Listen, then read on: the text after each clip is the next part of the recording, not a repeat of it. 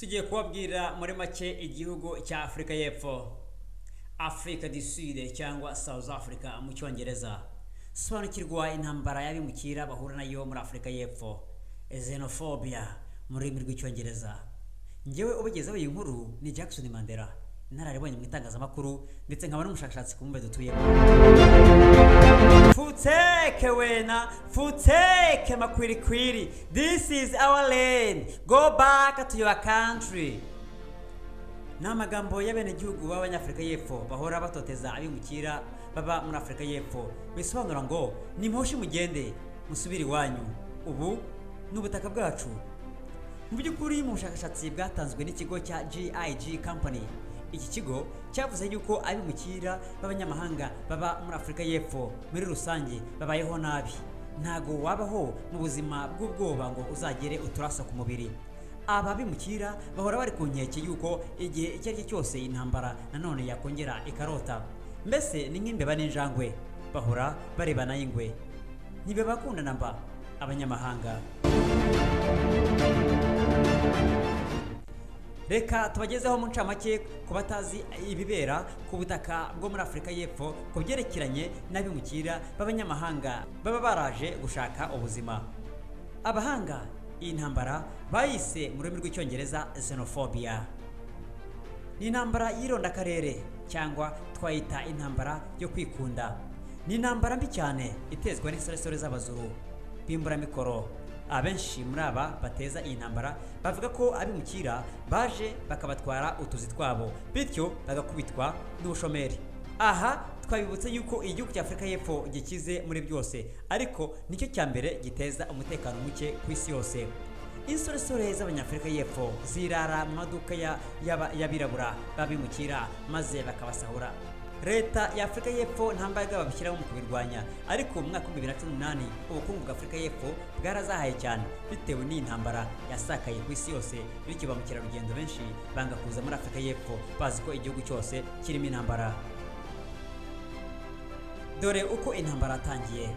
Mu kwezi kwa 1998 umunyamozambique umwe hamwe n'abanyasenegal babiri ubwo bari muri gari ya moshi yirukanka, insoresore z'Abanyafrika y'Epfo zafashe babimukira zibajugunya hanze ya gari ya moshi iri kugenda maze barapfa. Iyi nkuru naho itageze mu gihugu hose ku bwicanyi bw'indengakamere, abimukira bakomeje gutotezwa maze babajije abateguye uyu mugambi bavuga yuko abimukira babatwaye utuzi twabo ndetse banavuga yuko abimukira ari bo bazanye virusi itera sida.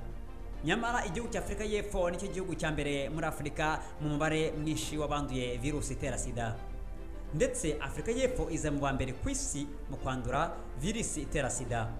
Miliyoni 7,700 babana n'ubwandu bwa sida.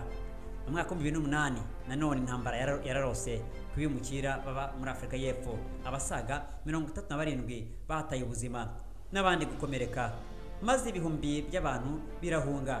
Mu mwaka wa 2015 nanone ibitero byariyongereye, abanyamahanga bahasiga ubuzima. Intambara yabaye mbi cyane kurusha izi ntambara zose zabanjirije izi ntambara yabaye mu mwaka wa 2018. Yatumye abenshi mu bimukira basubira mu bihugu byabo, ndetse n'ibihugu byabo byohereje indege na bisi kugira ngo zitware abene igihugu babo. Muri uyu mwaka wa 2018 amahanga yarahagurutse ari menshi arasakuza ku buryo leta ya Afrika y'Epfo yikanze, dore ko Jacob Zuma icyo gihe niwe wari ku butegetsi. Abajajwe n'intambara ya xenophobia abenshi bari Ethiopia, Eritrea ndetse n'Abasomalia. Babaga bafite amaduka bacuruza.